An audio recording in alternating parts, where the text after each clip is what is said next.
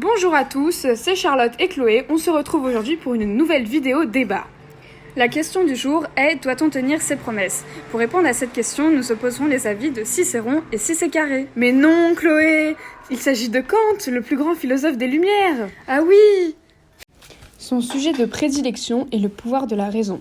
Et la grande question à laquelle il va vouloir notamment répondre est de savoir quel est le critère de distinction absolue d'une action morale. Kant considère que les actions ne peuvent être considérées comme moralement bonnes que si elles sont réalisées uniquement par devoir.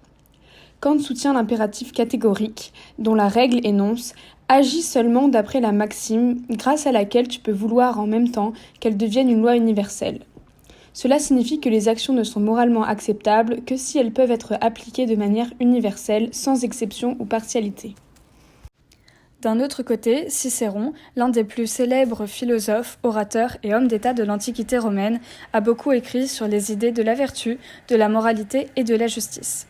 Dans ses écrits, il aborde également le sujet des promesses et de leur importance. Dans son ouvrage De Officiis, sur les devoirs, Cicéron explique que les promesses sont une forme de contrat moral entre deux parties, c'est-à-dire un engagement volontairement pris envers quelqu'un d'autre.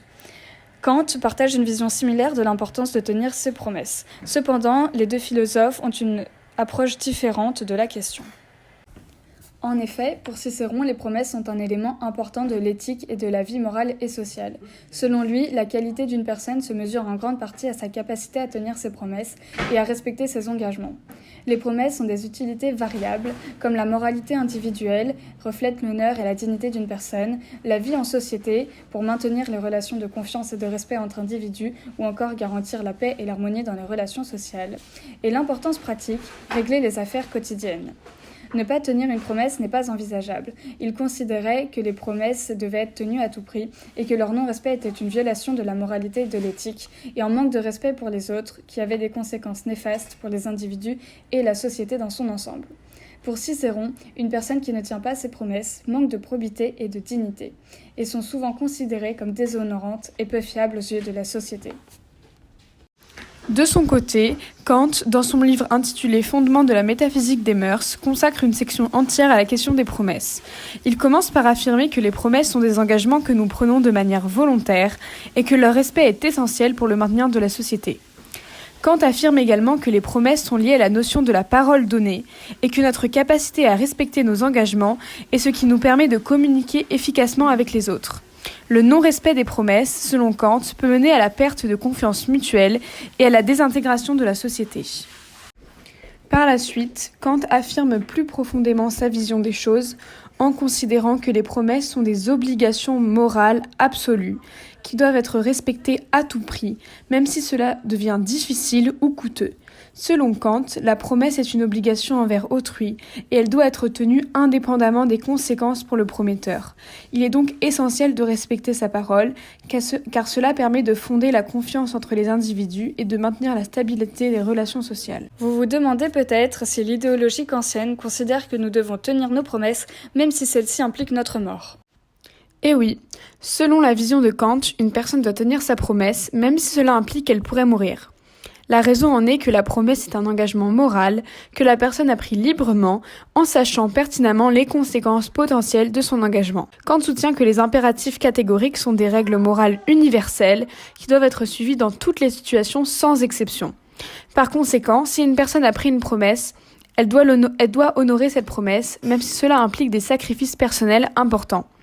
Dans une telle situation, la personne doit réfléchir aux raisons pour lesquelles elle a pris la promesse et à l'importance de cette promesse pour la personne à qui elle a été faite. Si la promesse est cruciale pour la dignité et le bien-être de l'autre personne, la personne doit faire tous les efforts pour la tenir, quitte à mourir. Conformément à l'avis de Kant, Cicéron estime que les promesses doivent être réfléchies, librement consenties et exprimées de manière explicite. Il conseille de ne pas faire de promesses impulsives ou de promesses qui ne peuvent être tenues, car cela pourrait causer du tort aux autres et porter atteinte à sa propre réputation. Elles ne doivent pas entraîner de violation de la loi ou en dénaturer l'esprit par une interprétation scrupuleuse. Ainsi, je vous citerai pour exemple ce général qui, ayant conclu avec l'ennemi un armistice de 30 jours, ravageait de nuit leur campagne, allégeant que dans l'armistice il était question de jour et non de nuit. Mais alors, vous devez sûrement vous demander, que se passe-t-il si c'est la personne à qui on a fait la promesse qui est en danger de mort si on respecte cette promesse? Que se passe-t-il? Doit-on la rompre ou alors la respecter à tout prix? Eh bien, selon Cicéron, et contrairement à Kant, les promesses ne sont pas des obligations morales absolues. Ainsi, il y a des exceptions qui justifient l'abandon d'une promesse. Cicéron écrit: on ne doit pas tenir les promesses dont l'exécution serait dommageable pour ceux même envers qui l'on s'est engagé. Il illustre cela dans la fable où Neptune donne 3 vœux à Thésée. Thésée demande alors la mort de son fils Hippolyte, qu'il soupçonnait d'avoir des pensées coupables sur sa belle-mère. Son souhait est accompli, et le voilà plongé dans le plus grand deuil. Mieux eût valu de manquer à sa promesse que de commettre un crime si noir. De plus, Cicéron conseille de préférer le plus grand devoir au moindre. Par exemple, si vous avez promis à votre client de plaider sa cause un tel jour, et que cependant votre fils vienne à tomber dangereusement malade, vous ne manquerez pas à votre devoir en ne tenant point cet engagement, et celui qui l'a reçu de vous manquerait à son devoir en se plaignant que vous l'ayez trompé. Cette fois, Kant s'oppose drastiquement à Cicéron. Tout comme le fait de mourir soi-même en faisant sa promesse, Kant considère que on ne doit jamais abandonner notre promesse, même si celle-ci implique la mort de la personne à qui on l'a faite. Pour Kant, rompre une promesse, même si cela peut éviter la mort d'une personne, serait considéré comme une violation de l'éthique, car cela irait à l'encontre du devoir moral de respecter la parole donnée. Afin de mieux comprendre la vision de Kant, de saisir la manière dont il voit les choses, nous vous proposons un exemple extrait des Misérables de Victor Hugo. Dans ce passage, Fantine, une jeune mère célibataire, promet à son employeur de lui envoyer de l'argent pour pouvoir continuer à travailler. Cependant, elle est licenciée avant d'avoir pu envoyer cet argent. Elle se retrouve confrontée alors à un dilemme moral. Doit-elle tenir sa promesse et envoyer l'argent malgré le licenciement ?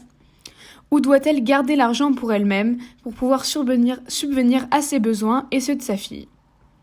Dans cette situation, Fantine adopte la vision de Kant et elle décide de tenir sa promesse et envoie tout l'argent à son employeur, même si cela signifie qu'elle devra se sacrifier et vivre dans la misère. Pour elle, le respect de sa promesse est une question de devoir moral qui exprime son respect pour la dignité et l'autonomie de l'autre personne. Mais alors, que dirait Kant dans une situation où nous avons fait 2 promesses contradictoires à 2 personnes différentes et que les 2 ne sont pas réalisables en même temps ? Selon la vision de Kant, si une personne se retrouve dans la situation où elle a fait 2 promesses contradictoires et qu'elle ne peut pas les tenir toutes les 2, elle doit choisir de respecter la promesse la plus importante, celle qui exprime son devoir moral le plus fort. Donc ici, on rejoint l'idéologie de Cicéron. Par conséquent, si une personne se retrouve dans la situation où elle a fait 2 promesses contradictoires, elle doit examiner les maximes de chacune de ces promesses et déterminer laquelle est la plus juste et la plus universelle. Elle doit alors tenir cette promesse et expliquer à l'autre personne pourquoi elle ne peut pas tenir sa promesse initiale. L'important est que cette promesse soit moralement acceptable et qu'elle soit considérée comme une maxime universalisable aux yeux de la société. Nous arrivons à la conclusion de notre débat qui opposait le philosophe Kant et le philosophe Cicéron.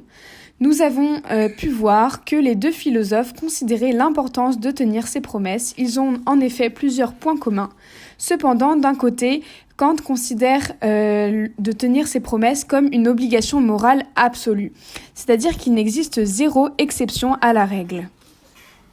Alors que Cicéron, bien qu'il considère la parole donnée sacrée et que l'on doit s'efforcer de la respecter en tout temps, même si cela implique des sacrifices personnels, il estime que tenir ses promesses, demeurer fidèle aux engagements pris, rendre un dépôt, ce n'est plus bien agir quand au lieu de servir, on nuit en le faisant. Quels arguments ont le plus de sens à vos yeux ? Mettre en danger une personne ou tenir sa promesse ?